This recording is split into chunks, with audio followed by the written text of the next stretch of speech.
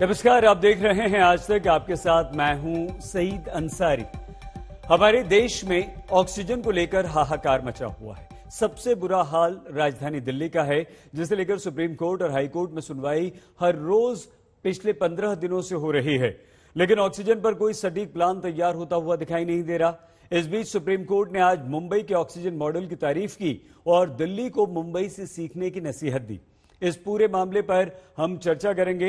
हमारे साथ राजनीतिक मेहमान होंगे, हमारे साथ डॉक्टर्स होंगे, लेकिन उससे पहले आप देखिए हमारी ये रिपोर्ट।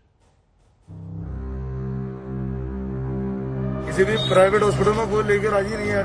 वो कह रहे हैं हमारे पास ऑक्सीजन की कमी है, ऑक्सीजन नहीं है हमारे पास।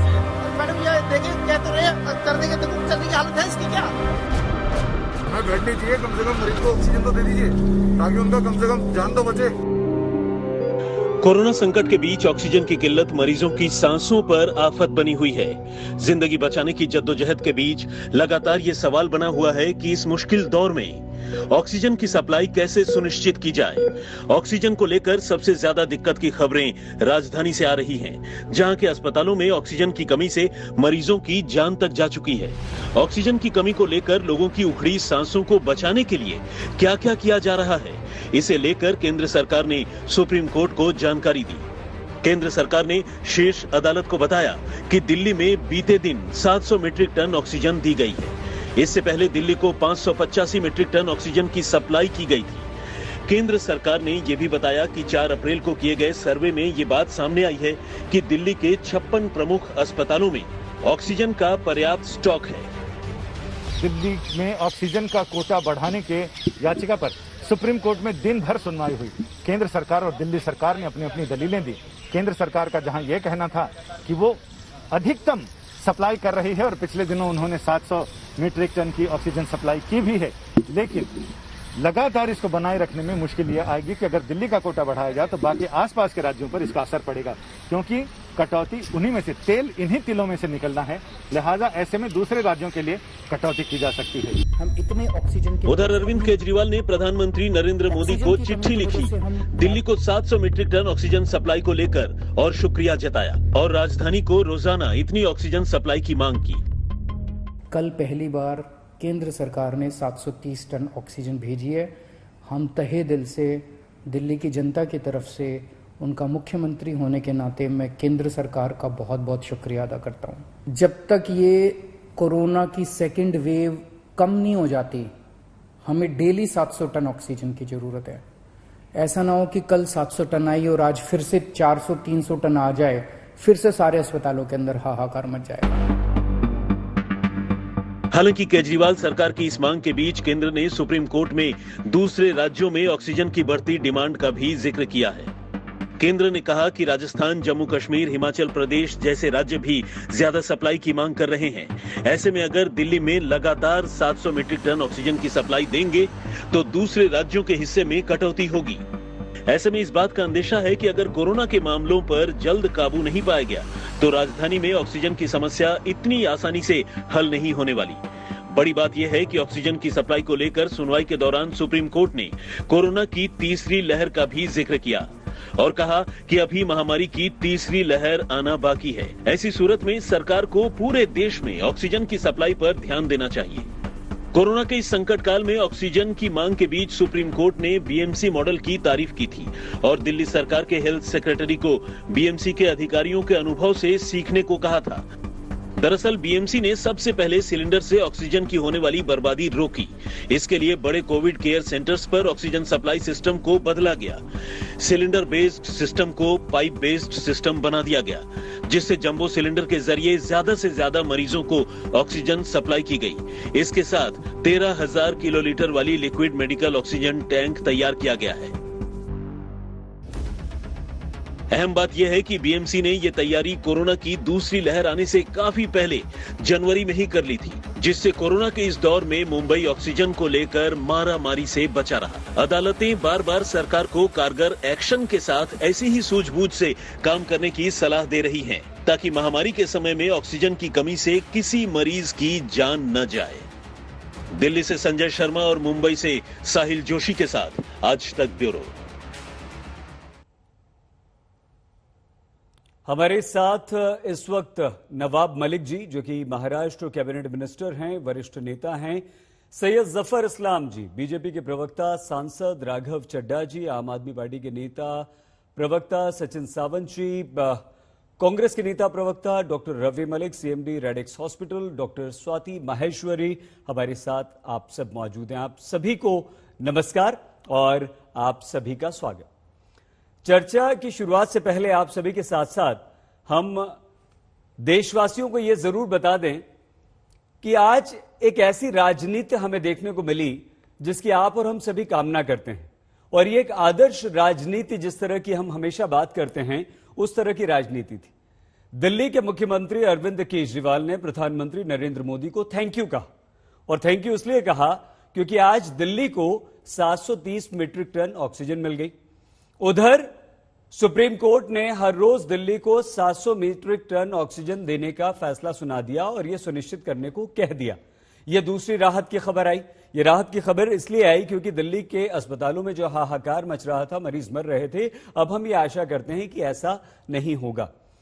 तीसरी बात यह आई कि सुप्रीम कोर्ट ने कहा कि महाराष्ट्र सबसे ज्यादा प्रभावित था, लेकिन ऑक्सीजन सिस्टम मॉडल से उसने वहां पर ऑक्सीजन की कमी नहीं होने दी। तो दिल्ली मुंबई से सीख ले, यह हमारा देश, यह हमारे देश की एक सपनों की आर्थिक राजधानी है और दूसरी देश की राजधानी है, तो एक दूसरे से सीखने में कोई बुराई नहीं है। नवाब मलिक जी, इन शब्दों के साथ शुरुआत हम आपसे करना चाहते हैं।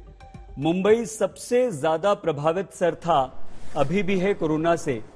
ऑक्सीजन इस कोरोना में सबसे महत्वपूर्ण है, वो क्या मुंबई ऑक्सीजन मॉडल या महाराष्ट्र ऑक्सीजन मॉडल है जिससे आपने इस पर काबू पाया, जिससे दिल्ली को आज सीखना है? देखिए, मैं आपको बता दूं कि आज कोविड लगभग 14 महीने से मार्च में पिछले साल पहली बार कोविड का मामला आया जी। आने के बाद पूरी तैयारी में सरकार जुटी, चाहे वो मुंबई शहर हो या महाराष्ट्र हो, कि हमें आज कितने पेशेंट है ये सवाल नहीं। हम जिस तरह से दुनिया को देख रहे थे कि लगातार ऑक्सीजन की कमी, अस्पतालों की कमी, लगातार आईसीयू की कमी, हमने सारे टेलीविजनों में दुनिया की खबरें देखी थी। उस समय मुंबई हो, महाराष्ट्र हो, पूरी तरह से कि अधिकतम अगर पेशेंट आ जाए तो हम क्या कर पाएंगे, इसको लेके हमने तैयारी शुरू की। आज मुंबई शहर में एक एक जंबो केयर सेंटर है, जहाँ पे 2500 क्षमता मरीजों के हमने जंबो केयर सेंटर बनाए। उसमें लिक्विड ऑक्सीजन टैंक, पूरी तरह से पाइप से ऑक्सीजन की सप्लाई का सिस्टम, और उसी 2500 का अगर कोई जंबो सेंटर है उसमें आईसीयू यूनिट भी है, डायलिसिस सेंटर भी है। इससे एक चीज़ है कि अगर बड़े जंबो सेंटर में पेशेंट आए तो कम डॉक्टर में हम ज़्यादा मरीजों को देख सकते हैं। एक कम साधनों में लोगों का ज़्यादा इलाज हो सकता है, और कम से कम संसाधनों का इस्तेमाल करके, गैस की, ऑक्सीजन की कम बर्बादी करके चीज़ें संभाली जा सकती है। जब पहली बार हमने कोविड सेंटर बनाया तो लोगों ने उंगलियां उठाई कि ये तो टेम्पररी स्ट्रक्चर में इतना पैसा क्यों बहाया जा रहा है। लेकिन मुख्यमंत्री हो, सरकार हो, सभी ने ये तय किया कि कितनी भी टीका हम पे होगी, लेकिन हम सबसे पहले जंबो कोविड सेंटर्स बनाएंगे, जो महाराष्ट्र में, मुंबई में जो गरीब आदमी है, ये सारी व्यवस्थाएं मुफ्त है। टेस्टिंग से लेके, इलाज से लेके, चाहे रेमडेसिविर हो या अंतिम स्टेज पे कोई पेशेंट चला जाए उसको टॉसिलिजुमैब लगाना पड़े 40,000 का इंजेक्शन, ये सारी सेवाएं हमने मुंबई शहर में, महाराष्ट्र में गरीब आदमी के लिए मुफ्त की है। और निश्चित रूप से जब चीज़ें दुरुस्त की गई, पहले से तैयार हम रहे, तो हम चाहे आंकड़े हमारे 50-60 हज़ार के दरमियान रहे, लेकिन कहीं आपने एक खबर ये नहीं देखी कि ऑक्सीजन के लिए कोई परेशान है या अस्पताल में भर्ती होने के लिए परेशान है। हाँ, एक हम स्वीकारते हैं कि जो अमीर आदमी है वो टॉप जो अस्पताल है वहाँ बेड नहीं मिला, इस तरह की लोगों ने शिकायतें की होंगी, लेकिन उन अस्पतालों के भी 80% बेड ये महानगर पालिका मैनेज कर रही है, वहीं से अलॉटमेंट हो रहा है। इस सारे सिस्टम के कारण कहीं ना कहीं आंकड़ा चाहे बड़ा हो, संख्या बड़ी हो, लेकिन मैनेज करने में कामयाबी मिली है, ये सच्चाई है। बहुत धन्यवाद मलिक साहब। जिस तरह से आपने बताया और ये सिस्टम आज सुप्रीम कोर्ट ने भी कहा कि मुंबई से सीखिए, बीएमसी ने बहुत अच्छा काम वहां पर किया है। रवि मलिक जी भी हमारे साथ जुड़ चुके हैं। रवि जी, हम आपके पास आना चाहते थे ये जानने के लिए कि आज कहीं कोई कमी तो नहीं है, लेकिन हमने क्योंकि नवाब मलिक जी से शुरुआत कर दी है चर्चा की, तो थोड़ा राजनीतिक मेहमानों से बात कर लें, फिर आपके पास आते हैं। सर राघव चड्ढा जी, आज बड़ी अच्छी बातें देखने को मिली। आपके मुख्यमंत्री ने, आपके नेता ने प्रधानमंत्री को थैंक यू कहा, लेकिन साथ ही साथ सुप्रीम कोर्ट ने यह भी कहा कि मुंबई ऑक्सीजन मॉडल से आप सीख लीजिए, और वो ऑक्सीजन मॉडल क्या है वो नवाब मलिक जी ने बहुत अच्छी तरह से यहां पर बता दिया। दूसरी बात यह है कि आज आपको 730 मीट्रिक टन ऑक्सीजन मिल गई, अब हर रोज आपको 700 मीट्रिक टन ऑक्सीजन मिल जाएगी। आप मानते हैं कि इतनी ऑक्सीजन काफी है, लगातार आप यही मांग कर रहे थे, क्या अब आप मुंबई मॉडल से, महाराष्ट्र मॉडल से सीखकर दिल्ली में तुरंत कुछ युद्ध स्तर पर काम आम आदमी पार्टी की तरफ से, राघव चड्ढा जी, देखने को हमें मिलेगा? सही भाई, दो तीन चीजें हैं। हम प्रधानमंत्री जी का दिल की गहराइयों से शुक्रिया अदा करते हैं कि उन्होंने दिल्ली को 700 से अधिक मीट्रिक टन की ऑक्सीजन कल यानी 5 मई 2021 के दिन मुहैया कराई। ये बात सत्य है कि रोजाना दिल्ली की जो जरूरत है वो 976 मीट्रिक टन है। 700 हुई है, 700 से काफी राहत दिल्ली को मिली है और हमें उम्मीद है कि कोटा आने वाले समय में बढ़ेगा। लेकिन मुख्यमंत्री जी ने जैसे प्रधानमंत्री जी का धन्यवाद किया, मैं भी दिल की गहराइयों से धन्यवाद करता हूं, पहला विषय। दूसरी चीज, इस समय जो हमारा एग्जिस्टिंग इंफ्रास्ट्रक्चर है, इस समय दिल्ली में आईसीयू और नॉन आईसीयू बेड मिलाकर कुल 21,000 ऑक्सीजन पे चलने वाले बेड हैं। इन 21,000 ऑक्सीजन पे चलने वाले बेड्स के लिए तो ये 700 मीट्रिक टन कहीं ना कहीं आप पर्याप्त तो नहीं कह सकते, लेकिन आप इसे इस्तेमाल कर 21,000 बेड चला सकते हैं। लेकिन अगर हमें इस 21,000 बेड से ज्यादा युद्ध स्तर पे बेड बनाने हैं, यानी कि हमें ये बेड दुगने करने हैं, 21,000 से 42,000 करने हैं, जो हमारी रणनीति, हमारा प्लान है और वो बन भी रहे हैं बेड युद्ध स्तर पे, उसके लिए हमें ऑक्सीजन थोड़ी ज्यादा चाहिए होगी। जो ऑक्सीजन ज्यादा चाहिए होती है अंसारी साहब, मैं जब ये बार बार बोलता हूं, इसका ये मतलब नहीं है कि कोई मैं ये कैलकुलेशन कर रहा हूं। केंद्र सरकार ने एक फॉर्मूला दिया है कि हर आईसीयू बेड पर 24 लीटर ऑक्सीजन प्रति मिनट चाहिए, हर नॉन आईसीयू ऑक्सीजन वाले बेड पर आपको 10 लीटर प्रति मिनट ऑक्सीजन चाहिए। इन दोनों का जमा कर कुल बेड्स की संख्या से आप मल्टीप्लाई कर जमा करेंगे तो आप आंकड़े पे आ जाएंगे। मैंने कहा 700 मीट्रिक टन आज जो इंफ्रास्ट्रक्चर है उसके लिए ठीक है, अच्छा है, काफी है। लेकिन अगर हमने इससे ऊपर जाना है, यही सुप्रीम कोर्ट ने भी आज कहा कि अगर दिल्ली को और बेड बनाने की आवश्यकता है, दिल्ली को और बेड बनाने चाहिए।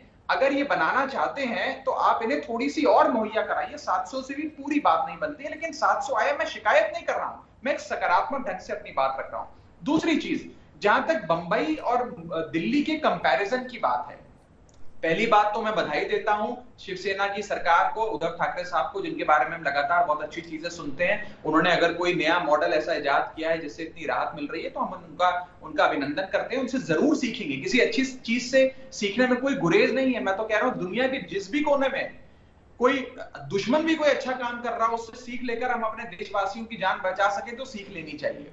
लेकिन मैं बस एक चीज कहना चाहूंगा, कहीं ना कहीं मुझे ऐसा लगता है, और अगर मैं सिर्फ आंकड़ों से जाऊं सईद भाई, मुंबई और दिल्ली की स्थिति जो ऑक्सीजन के संदर्भ में है, ऑक्सीजन की खपत के मामले में वो कंपेरेबल नहीं है। कंपेरेबल इसलिए नहीं है क्योंकि दिल्ली के अंदर ऑक्सीजन बेड वालों की संख्या दुगनी है बंबई से। आईसीयू बेड की संख्या दिल्ली में मुंबई के कंपैरिजन में 3 गुना है। आरटीपीसीआर टेस्ट दिल्ली में महाराष्ट्र के मुकाबले नहीं, बंबई के मुकाबले ज्यादा होते हैं। और सबसे अहम चीज सईद भाई, महाराष्ट्र के अंदर ऑक्सीजन बनाने वाले प्लांट्स हैं, इनको किसी और राज्य पे निर्भर नहीं होना पड़ता है अपनी ऑक्सीजन के लिए।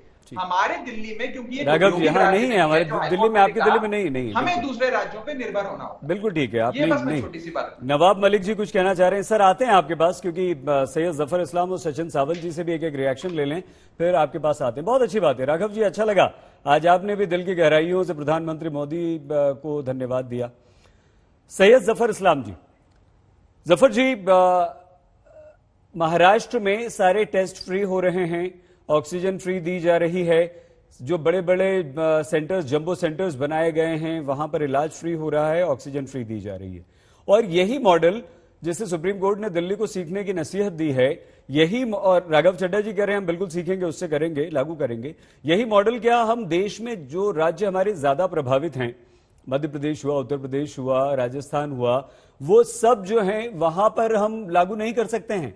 जफर जी, देखिए, मुझे नहीं लगता है कि कोई ऐसी कंट्रोवर्सी होनी चाहिए या कुरेज होना चाहिए, इस पे कोई डिस्कशन और डिबेट भी होना चाहिए कि ये हम देश के अलग अलग प्रांत के बारे में बात करते हैं। कहीं पर कुछ अच्छी चीजें होती होंगी, कहीं पर कुछ अच्छी चीजें नहीं होती होंगी, लेकिन अगर एक दूसरे से सीख के अगर कोई अच्छी चीज कर सके जिससे वहां के लोगों की जान को बचाया जा सके और बेहतर सुविधा मुहैया कराया जा सके, तो इसमें किसी को क्या क्रोध हो सकता है? मुझे नहीं लगता कि कोई इस पे कोई चर्चा भी होनी चाहिए। इसलिए कि ये बस इतना मैं कह सकता हूं कि जैसे सुप्रीम कोर्ट का ऑब्जर्वेशन है कि दिल्ली सरकार को सीख लेनी चाहिए, वैसे ही ऑब्जर्वेशन जो है, मतलब ये आप इस ऑब्जर्वेशन को आप कहीं पर भी अप्लाई कर सकते हैं बाकी स्टेट्स के लिए भी कि ये कुछ अगर कहीं किसी कोई जगह अच्छी चीजें हो रही है तो उसको सीख ले। हो सकता है कि आबादी के हिसाब से देखिए, उत्तर प्रदेश में जितनी ज्यादा आबादी है वो अपने आप में एक कई मुल्कों के बराबर है, कई बड़ी कंट्रियों के बराबर है, लेकिन जिस तरह से वहां पर मैनेज हो रहा है वो भी अपने आप में काबिले तारीफ है। लाइकवाइज बाकी स्टेट में भी होता होगा, तो एक दूसरे से सीखने कोई, मुझे नहीं लगता कोई इसमें, और उसको अगर कहीं उसको कहीं कमियां है और दूर हो जाए तो कोई बुरी बात नहीं। लेकिन मैं आज ये कहना चाहता हूँ जरूर कि देखिए, आज प्रधानमंत्री जी ने फिर से समीक्षा की उन स्टेट्स की जो 12 स्टेट्स की जहां पर 1 लाख से ज्यादा संक्रमित लोग हैं, और उनके बारे में जो भी सुविधाएं पहुंचानी चाहिए, जो भी कमियां हैं, वो खुद से पर्सनली मॉनिटर कर रहे हैं, पर्सनली उसका ध्यान देते हुए, और बाकी जो अधिकारियों से और वहां के मुख्यमंत्री से और बाकी लोगों से संपर्क में रह के, ताकि एक आम नागरिक को किसी तरह की असुविधा ना हो, इसकी चिंता कर रहे हैं। सेंट्रल गवर्नमेंट में बैठ के स्वयं प्रधानमंत्री खुद कर रहे हैं, और इसके बारे में आपने शुरू में अपने ओपनिंग रिमार्क्स में कहा। और अब जो लोग जो राजनीति कर रहे थे उनको भी समझ में आना चाहिए कि जो कमियां उनके यहाँ पर भी थी उन्होंने कमियां दूर की, और जो सप्लाई होनी चाहिए तो वो सप्लाई भी हो रही है। अब ये डायनामिक प्रोसेस है, मैं पहले भी कह चुका हूँ राघव चड्ढा जी को कि आप जैसे मुख्यमंत्री जी ने उनके कहा 700 मीट्रिक टन के बारे में, अभी राघव चड्ढा जी ने कहा 900, फिर उन्होंने बताया भी कि क्यों 900 और उससे ज्यादा ही बढ़ सकता है। तो ये डायनामिक प्रोसेस है, जैसे जैसे बढ़ेगी जरूरत बढ़ेगी तो जाहिर है ये आपको भी और सरकार को दोनों को मिलकर इसमें सेंट्रल गवर्नमेंट, स्टेट गवर्नमेंट, इसको मुहैया कराना पड़ेगा ताकि एक आम नागरिक चाहे दिल्ली में हो या डिब्रूगढ़ में बैठा हो, बिल्कुल उसको किसी तरह का सुविधा नहीं होती। बिल्कुल ठीक है। और ये ऐसी जो सकारात्मक बातचीत आज हो रही है और सब एक दूसरे की बात मान रहे हैं और एक दूसरे की अच्छाई और बुराइयों को स्वीकार कर रहे हैं, ये वाकई बहुत अच्छी बात है। सचिन सावंत जी, सचिन जी, आज हम आपसे बिल्कुल नहीं कहेंगे कि आपको महाराष्ट्र में कहां कमी दिख रही है, या महाराष्ट्र या मुंबई ऑक्सीजन मॉडल जो है उसकी सुप्रीम कोर्ट तारीफ कर रहा है तो क्या वाकई कर रहा है, उसकी कमियां गिनवाइए, बिल्कुल नहीं। आज तो सचिन जी आप हमें ये बताइए कि ये जो मॉडल है इसमें आपका किस तरह का योगदान रहा है कोरोना से लड़ने के लिए? महाराष्ट्र और मुंबई में कांग्रेस ने किस तरह से लोगों की मदद की? देखिए, हर एक पार्टी कर रही है, हम ये तुलना नहीं करना चाहेंगे कौन कम कर रहा है कौन ज्यादा कर रहा है, लेकिन हर एक पार्टी इसमें जुड़ के काम कर रही है। निश्चित तौर पर एक कोरोना का एक जो क्राइसिस है ये मानवता के लिए बड़ा संघर्षमय काल है, और मैं जरूर चाहूंगा कि महाराष्ट्र कांग्रेस के बारे में चर्चा करूं, लेकिन निश्चित तौर पर महाराष्ट्र ने जो अभी तक कदम उठाए हैं उसकी सराहना हो रही है, इसका हमें निश्चित तौर पर अभिमान है। लेकिन आज जो चर्चा चल रही थी, मैं देख रहा था कि दिल्ली और मुंबई की जो तुलना हो रही थी, दो स्टेट की तुलना हो रही है। मैं समझता हूं कि सुप्रीम कोर्ट ने निर्णय दिया था, ये सुप्रीम कोर्ट ने कुछ बातचीत की थी उसके बारे में, उसके पृष्ठभूमि पर यह हो रहा है। तो मैं ये समझता हूँ कि कोविड वायरस एक नया वायरस है। नोवेल वायरस इसलिए कहा जाता है कि साइंटिस्ट को भी इसका हल मालूम नहीं पड़ रहा है, लेकिन बहुत सारे विश्व में साइंटिस्ट एक दूसरे से इंफॉर्मेशन के आदान प्रदान कर रहे हैं, आगे बढ़ने की कोशिश कर रहे हैं, इसका हल ढूंढने की कोशिश कर रहे हैं। उसी तरह से प्रशासन भी इससे जूझ रहा है, और हर एक गवर्नमेंट, मतलब मैं विश्व में हर एक देश का गवर्नमेंट है, इसके हम साथ में जूझने की प्रक्रिया कर रहा है। लेकिन अफसोस की बात है, अगर तुलना करनी है तो हम ये चाहेंगे कि महाराष्ट्र की तुलना ये केंद्र सरकार से हो, क्योंकि जो चीजें देखिए मार्च में ये चीजें सामने आई, कोरोना का क्राइसिस सामने आया, आज हम लोग 2021 में हैं। पहले जितनी गलतियां हो गई उससे कुछ सीखकर हम आगे कैसे बढ़ेंगे। ये कोरोना की दूसरी वेव है, दूसरी वेव के बाद अभी महाराष्ट्र तीसरी वेव की भी तैयारी कर रहा है। क्या उसी तरह की तैयारी केंद्र सरकार ने ठीक है सर, बिल्कुल। आज जो सचिन जी भाई, आज जो चीजें जूझ रही है, दिल्ली प्रशासन जूझ रहा है, महाराष्ट्र भी मांगे कर रहा है, इसके लिए स्ट्रेटेजिक सपोर्ट, इसके लिए रिसोर्सेज का सपोर्ट और ये एक दूसरे की जानकारी का आदान प्रदान, या दिल्ली हमसे सीखे या किसी अन्य से उत्तराखंड में कुछ अच्छा हो रहा है वो मुंबई को बताया जाए, महाराष्ट्र को बताया जा रहा है, महाराष्ट्र जो अच्छा हो रहा है अच्छा सुझाव है आपका। तो ये स्ट्रेटेजिक बैलेंस जो है बिल्कुल बनना चाहिए। एक मिनट लूंगा जी, एक ही मिनट लूंगा। आज ऑक्सीजन की किल्लत से अगर दिल्ली में कमजोरी आ रही है, लोग मर रहे हैं, तो हम ये पूछना जरूर चाहेंगे कि केंद्र सरकार ने ऑक्सीजन इसका एक्सपोर्ट क्यों किया? आपके पार्लियामेंट्री कमेटी के सामने ये सवाल खड़ा हुआ था, पार्लियामेंट्री कमेटी ने आपको बताया था कि ऑक्सीजन की आपको किल्लत महसूस होगी। ठीक है, हम पुरानी बात नहीं कर रहे हैं, आगे अच्छी भविष्य की बात कर रहे हैं। सचिन जी, आपका सुझाव बहुत अच्छा है। आज बताइए ना। आप बताते हैं। नहीं, आज तो लड़ाई झगड़ा तो बिल्कुल नहीं होगा, ये तो तय है बिल्कुल। आज लड़ाई झगड़ा नहीं होगा सर। डॉक्टर रवि मलिक, जल्दी से सर, क्योंकि समय ज्यादा चला गया, अगले सेगमेंट में हम बात करेंगे और नवाब मलिक जी को भी जाना है, लेकिन सर हम निवेदन करेंगे कि अभी कुछ देर रुक जाइए। आपकी राय आज महत्वपूर्ण है। सुप्रीम कोर्ट ने बीएमसी की आपके मॉडल की तारीफ की आज। रवि जी, खुश हैं आज आप सुप्रीम कोर्ट के और केंद्र सरकार के ऑक्सीजन देने के फैसले से, और आज की स्थिति दिल्ली में ऑक्सीजन की, ये भी बता दीजिए सर।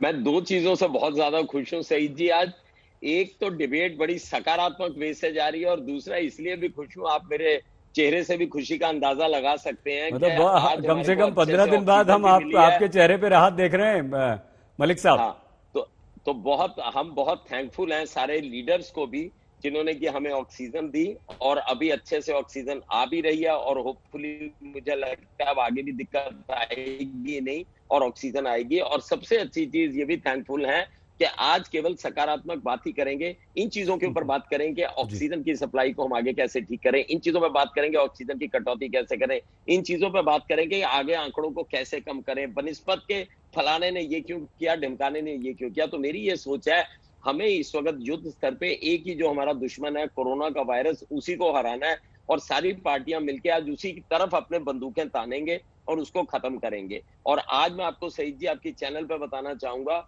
हम लोगों को काफी रिलीफ मिला है, और दिल्ली सरकार ने भी जो है फटाफट खुल के जो है गैस सब जगह जैसे ही उनके पास आई है, तत्परता से उन्होंने अपनी चैनल्स में डाल के बांट दी है, और आज हम हॉस्पिटल ओनर्स के ऊपर काफी बड़ा लोड जो है वो खत्म हो गया है। और मुझे लगता है संभवतः आने वाले समय में भी इसी तरह की सिचुएशन रहेगी, तो हम लोग भी अपने मरीजों के साथ में पूरे जोर शोर से उनको बचाने की कोशिश करेंगे, और बचा भी रहे हैं और आगे भी बचाते रहेंगे। ये तो आपकी राहत, आपके चेहरे पर जो आज शांति हमें दिख रही है डॉक्टर साहब, उससे हम खुद राहत महसूस कर रहे हैं। डॉक्टर स्वाति, आपकी भी यही राय है? अब कम से कम दिल्ली में हम ये खबरें नहीं दे पाएंगे दुखी मन से कि ऑक्सीजन की कमी से किसी अस्पताल में कुछ मरीजों की मौत हो गई।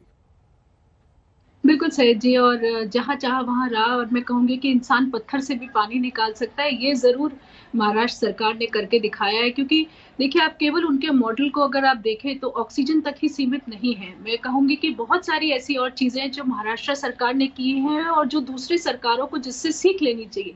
देखिए, ना केवल ऑक्सीजन के जंबो सिलेंडर्स जिसकी हम बात कर रहे हैं, अगर आप देखें तो जो टेस्टिंग है उसका जुडिशियस यूज़ भी महाराष्ट्र सरकार ने किया है, क्योंकि कहाँ RT-PCR यूज़ करना है और कहाँ एंटीजन टेस्ट यूज़ करना है, ये भी अगर आप देखें तो वहाँ बहुत समझदारी से और अक्लमंदी से किया जा रहा है। दूसरा, अगर आप देखें कि लोगों के लिए डिसेंट्रलाइज्ड वॉर रूम्स बनाए गए हैं, जो कि एक पर्टिकुलर टेरिटरी ज्योग्राफिक एरिया के लिए बनाया गया है, जो उतने ही लोगों के लिए उतने ही डॉक्टर्स हैं, वही उनका एंड टू एंड सोल्यूशन निकाल रहे हैं, चाहे उनकी टेस्टिंग हो, चाहे उनका एडमिशन हो, चाहे उनके ऑक्सीजन की रिक्वायरमेंट हो, चाहे उनका होम आइसोलेशन हो। उन सभी चीजों की केयर एक सेंट्रलाइज वॉर रूम से ली जा रही है, और अलग अलग ज्योग्राफीज के लिए अलग अलग बनाई गई है। अब जहां तक बात दवाइयों की शॉर्टेज की आती है, तो जो मैंने पढ़ा है उसमें ये भी है कि रेमडेसिविर के लिए भी टेंडर्स जो है उस समय से फ्लोट किए गए थे, और इसीलिए आज महाराष्ट्र में इस दवा की कमी भी नहीं दिखाई देती है। तो कहीं ना कहीं अगर हम देखें तो कोरोना एक ऐसी लड़ाई है जो हम एक प्लेटफॉर्म पे नहीं लड़ सकते। हमें बहुत सारी चीजों की तैयारी करनी है, और तभी हमारी लड़ाई बहुत सक्षम होगी। अगर हम केवल बेबसी का रोना रोते रहेंगे और आगे काम नहीं करेंगे, दूरदर्शिता नहीं दिखाएंगे, तो हम इसको नहीं जीत सकते हैं। स्वाति जी, इसलिए जरूर सीख लेना चाहिए। बिल्कुल हमें सीख लेना चाहिए। नवाब मलिक जी, आप राघव चड्ढा जी को और सैयद जफर इस्लाम जी को, दोनों को इस समय क्या कहना चाहते हैं? क्योंकि ऐसा नहीं है, हम किसी को भी नहीं कहेंगे। केंद्र सरकार भी बहुत मेहनत कर रही है, दिल्ली सरकार भी बहुत मेहनत कर रही है, राज्य सरकारें भी कोरोना को हराने के लिए जी जान से जुटी हुई हैं। डॉक्टर्स तो लगे ही हुए हैं, वो तो फ्रंट लाइन हमारे वर्कर्स हैं, योद्धा हैं, वॉरियर्स हैं। तो नवाब जी, इन दोनों को कम से कम क्या आप सलाह देंगे जो आगे अगर ये पॉलिसीज अपनी बनाएं या इंप्लीमेंट करें तो उसमें ध्यान रखें? इसमें देखिए ऐसा है, जो रिस्ट्रिक्शन को लेके जब पहले कदम उठाते हैं तो लोग उंगली उठाते हैं कि महाराष्ट्र की सरकार रिस्ट्रिक्शन लगा रही है। जब हमने रात का कर्फ्यू लगाया तो पॉलिटिकल लोगों ने सवाल खड़ा किए, वीकेंड कर्फ्यू हमने लगाया, लोगों ने सवाल खड़े किए। हमने जब पूरी तरह से संपूर्ण लॉकडाउन 15 दिन का ऐलान किया तो दुर्भाग्य से उसी दिन मोदी जी ने कहा कि लॉकडाउन की अब देश में ज़रूरत नहीं। हमें लगता है कि लोगों की जान जरूरी है, अर्थव्यवस्था जरूरी नहीं। लोग जिंदा रहेंगे तो सरकार की अर्थव्यवस्था चलती रहेगी। सबसे पहले रिस्ट्रिक्शन का इम्प्लीमेंटेशन कहीं ना कहीं पूरी तरह से करना होगा। जब तक आप रिस्ट्रिक्शन नहीं डालेंगे, आम लोगों को एक दूसरे से मिलने के लिए कहीं ना कहीं रिस्ट्रिक्ट नहीं करेंगे, तब तक ये बीमारी जा नहीं सकती। सबसे पहले रिस्ट्रिक्शन के लिए जो करना जरूरी है वो करना चाहिए। कल ही हम लोगों ने, आज 1500 मैट्रिक टन की हमारी ज़रूरत है, कल ही हमने फैसला किया है कि 3000 की क्षमता हम आने वाले महीने तक अपना कर देंगे। हमने जब महाराष्ट्र में जब ऑक्सीजन की किल्लत नहीं थी, उसी वक्त हम लोगों ने ऑक्सीजन कॉन्सेंट्रेटर खरीदे। जब हमें लग रहा था कि ऑक्सीजन जनरेशन प्लांट छोटे छोटे जगह जगह लगाने चाहिए, उसी समय हमने स्टार्ट किया तैयारी। आज हर डिस्ट्रिक्ट अस्पताल में हो या छोटे तहसील के अस्पताल में हो, सभी जगह छोटे जनरेशन प्लांट लग रहे हैं। तो हमें लगता है कि जिस तरह से एक हमारी बहन बता रही थी कि कंट्रोल रूम वार्ड वाइज है, मुंबई महानगर पालिका का एक कंट्रोल रूम नहीं, वो मुंबई महानगर पालिका के 24 जो वार्ड है उनके कंट्रोल रूम है।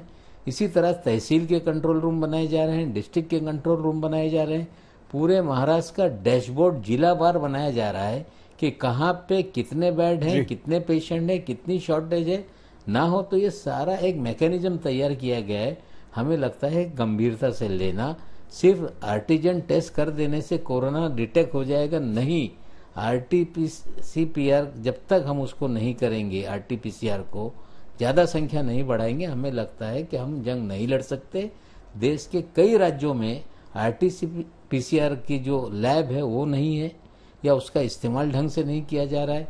रैट के सहारे ही पूरा कोरोना डिटेक्ट करने की कोशिश की जा रही है। हमें लगता है ये सारे सुधार जरूरी हैं। जब तक ये नहीं करेंगे, कोरोना पे हम लड़ाई जीत नहीं पाएंगे। दिल्ली को 730 मीट्रिक टन ऑक्सीजन मिल गई। हर रोज 700 मीट्रिक टन ऑक्सीजन मिलेगी। दिल्ली में अब कोरोना मरीजों को ऑक्सीजन की कमी नहीं होगी। दिल्ली में अब ऑक्सीजन की कमी से मरीजों की मौत की खबरें नहीं आएंगी, ऐसी आशा हम कर रहे हैं और ऐसा ही अब लग भी रहा है। लेकिन सुप्रीम कोर्ट ने साथ ही साथ ये भी कहा कि मुंबई मॉडल महाराष्ट्र मॉडल से आप सीखिए। हमारे साथ एक बड़ा पैनल इस वक्त मौजूद है, उनसे हम चर्चा करेंगे। सैयद जफर इस्लाम जी, आज बहुत राहत की बातें हो रही हैं। जफर जी, आपने भी बहुत राहत की बात कही, लेकिन सुप्रीम कोर्ट ने 2-3 बातें और कही हैं जफर जी। उसमें पहला यह कहा कि तीसरी लहर आ सकती है और यह बेहद खतरनाक हो सकती है। उसके लिए आपका एक्शन प्लान क्या है और आगे की तैयारी क्या है? आज प्रधानमंत्री नरेंद्र मोदी ने एक बड़ी बैठक भी कोरोना को लेकर की है।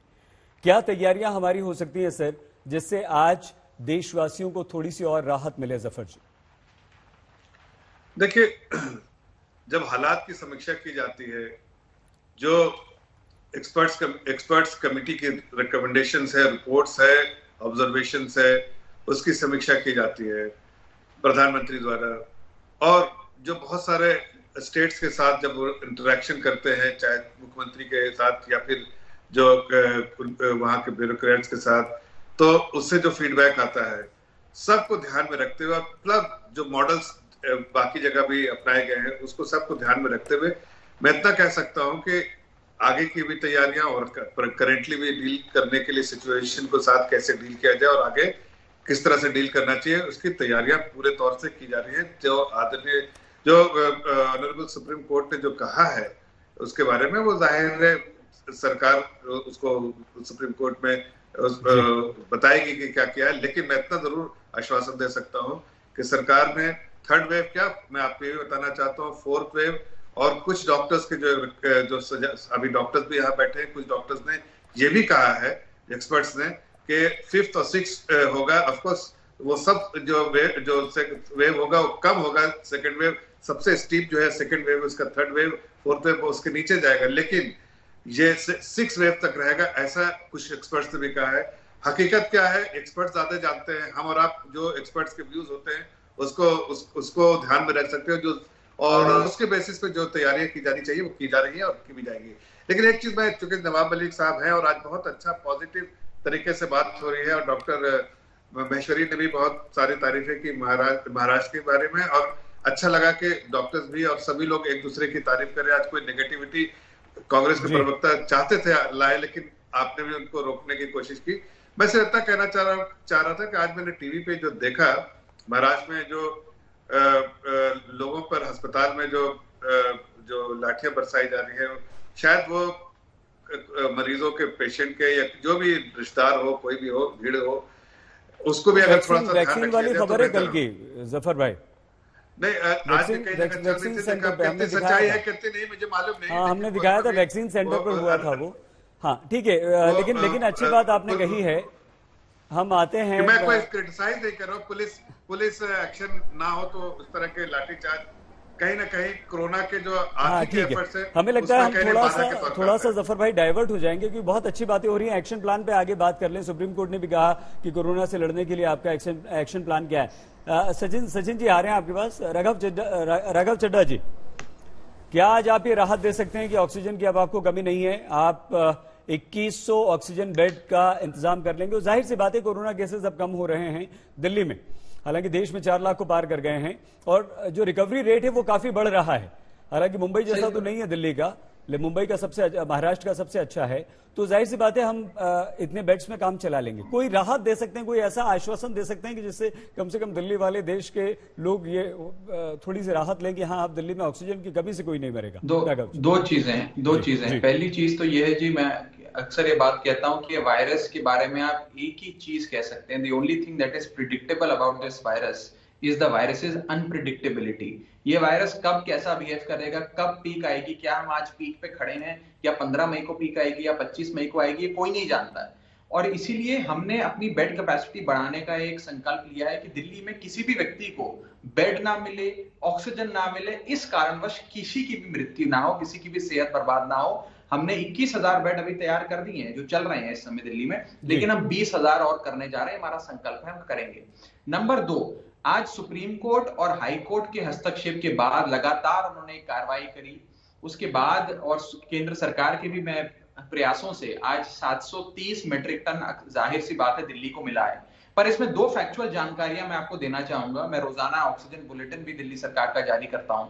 730 मेट्रिक टन में से 250 मेट्रिक टन सईद भाई ऐसा है जो एक जुगाड़ तहत आया है, यानी कि घोषित सोर्सेज जो हैं, जहां से हमें मिलना था वहां से नहीं, बल्कि किसी और राज्य का हो सकता है जा रहा हो, जामनगर से उधर से डाइवर्ट कर दिल्ली तक पहुंचाया गया। तो हमारी प्रार्थना ये है, हमारी प्रार्थना ये है कि ये जो 250 मेट्रिक टन हमें आप लोगों ने दिया है, इसको परमानेंट कर दें, ताकि ये 700 मेट्रिक टन की जो रोज की लड़ाई है, ये कोई एक दिन का नहीं है कि मंगल को आ गया तो बुधवार को बिल्कुल ठीक है, ये रोजाना चाहिए। और खत्म बिल्कुल ठीक है। यही नहीं, जल्दी से ले लें, लेकिन सचिन जी का एक रिएक्शन। 10 सेकंड। सुप्रीम कोर्ट में आज सेंट्रल गवर्नमेंट ने जो अपना हलफनामा दर्ज कराया, उसमें एक ब्यौरा दिया है कि हम रोजाना आपको कितनी ऑक्सीजन देंगे। उसमें एक हफ्ते में 700 मेट्रिक टन एक ही बार देने का उन्होंने वादा किया है। इस पे कोर्ट भी काम कर रहा है, केंद्र सरकार भी काम कर रही है। मैं बड़े सकारात्मक ढंग से कह रहा हूं, मैं नकारात्मक तौर पे नहीं कह रहा हूं। मुझे विश्वास है कि 7 दिन में एक बार 700 मेट्रिक टन नहीं, 7 दिन में 7 बार 700 मेट्रिक टन अवश्य केंद्र सरकार देगी, सचिन ऐसा मेरा विश्वास है। सचिन जी, लग रहा है कि हाँ, मैं राघव जी की बात को ही थोड़ा आगे बढ़ाना चाहूंगा। ये बहुत ही जरूरी है कि हम लोग सभी लोग, मतलब सभी राज्य सरकारें और केंद्र सरकार मिलकर, राजनीति में चूंकि सभी पार्टियां हैं, लेकिन सरकार में जब ऐसे क्राइसिस में राजनीति बाजू में रखकर एक के साथ हाथ मिलाकर आगे बढ़े। और निश्चित तौर पर नियोजन की बहुत आवश्यकता है। ये जिस तरह से अभी राघव जी ने कहा कि ये वायरस अनप्रिडिक्टेबल है, लेकिन नियोजन करना बहुत आवश्यक है। और नियोजन के लिए आगे क्या होने वाला है इसकी जानकारी आवश्यक है। क्या आपको मिलने वाला है, किस तरह से उसका प्लानिंग हो, किस तरह से आप पहुंचाए लोगों तक। तो अभी 2-3 चीजें महत्वपूर्ण मैं रखना चाहूंगा। ऑक्सीजन आज की मात्रा में भी हम लोगों को महाराष्ट्र को 200 मेट्रिक टन कम मिल रहा है, ये वस्तुस्थिति है। महाराष्ट्र की एक इनहिबिट कैपेसिटी है 1250 मेट्रिक टन की, और जो 500 टन जो हमें बताया गया था कि आश्वस्त किया गया था कि केंद्र सरकार देगी, अभी तक नहीं मिल रहा। लेकिन अभी तीसरे वेव में तो और लगने की कोशिश है, तो हमारी कैपेसिटी हम बढ़ाने की कोशिश जरूर कर रहे हैं। लेकिन सभी लोगों को, मतलब केंद्र सरकार को भी ये नियोजन करना होगा भविष्य में कितनी जरूरत पड़ेगी। दूसरी ओर वैक्सीनेशन एक बड़ा ड्राइव है। देखिए इसके पूरे विश्व में कोई भी नहीं करेंगे सर, वैक्सीनेशन पे भी बात करेंगे सचिन जी, उसमें तकलीफें आ रही हैं क्योंकि मुंबई में तो बहुत ज्यादा हमने तस्वीरें देखी, वहां पर वैक्सीनेशन देर से भी शुरू हुआ, नहीं भी मिल रही हैं। हम आएंगे सचिन भाई प्लीज आपके पास। नवाब जी, अगर कोई जरूरत पड़ती है दिल्ली को या देश के किसी राज्य को, तो नवाब मलिक जी आप मदद करने को तैयार हैं? नहीं, बिल्कुल निश्चित रूप से। देखिए, हम जब पहले फेज में जूझ रहे थे तो हमें केरला से डॉक्टर्स, नर्सेज, सभी लोगों की सहायता वहाँ के मुख्यमंत्री जी ने की। अन्य राज्यों से भी हमें मदद मिली। तो हम कभी भी ये नहीं कहेंगे कि हमारे पास कोई संसाधन है और हम संसाधन को अपना ही अधिकार समझ के किसी और को मदद करने के लिए तैयार नहीं। जहाँ जरूरत होगी निश्चित रूप से हम तो अपने जिले में भी, जब ऐसी चीज़ें बनती है तो जिला कलेक्टर के बीच में भी संघर्ष होता है, तब एक दूसरे का समन्वय बनाना पड़ता है। हमें लगता है एक देश है, समस्याएं देश भर में रहेंगी, तो जो संसाधन हमारे पास अतिरिक्त है उसको हम दूसरों को देने के लिए कभी भी तैयार रहेंगे, खड़े रहेंगे। और हमेशा महाराष्ट्र संकट के समय में अन्य राज्यों के साथ खड़ा रहा है, हम वो पूरी तरह से खड़े रहेंगे। बहुत अच्छी बात है sir. Doctor Ravi Malik, sir recovery rate जो है वो दिल्ली में बढ़ रहा है, हालांकि महाराष्ट्र जैसा तो नहीं बढ़ रहा, लेकिन धीरे धीरे बढ़ रहा है। आपको लगता है कि अब ये ऑक्सीजन और दूसरी परेशानियों से अगर आपको मुक्ति मिल गई तो आप ज्यादा ध्यान दे पाएंगे और ज्यादा मरीज भर्ती कर पाएंगे, ज्यादा लोगों को जल्द से जल्द ठीक कर पाएंगे? डेफिनेटली ऑक्सीजन के अभाव में कई अस्पतालों ने अपने यहाँ पर एडमिशंस करने भी रोक दिए थे, क्योंकि जब ऑक्सीजन ही नहीं होगी तो वो किस तरह से करेंगे। तो उनको ये था कि जो प्रेजेंट मौजूदा मरीज भर्ती हैं केवल उन्हीं को ऑक्सीजन दे पाएंगे। तो बहुत सारे अस्पतालों ने इवन एडमिशन तक रोक दी थी। अब उन्होंने ऑक्सीजन की वजह से एडमिशन खोल दिया, तो इससे एक तो बेड की जो कमी हो रही थी वो बेड की कमी थोड़ी कम होगी। पहली चीज तो ये एक अच्छी चीज होगी। दूसरी चीज ये है कि ऑक्सीजन अगर बहुमात्रा में मिलेगी, अच्छे से मिलेगी, तो लोगों को भी बचा पाएंगे, उनके ऑर्गन डैमेज नहीं होंगे। अगर ऑक्सीजन की कमी से हम इलाज करते हैं तो हार्ट, ब्रेन, किडनी, इनके ऊपर भी डैमेज होती है, जिनकी चिंता बहुत ज्यादा है।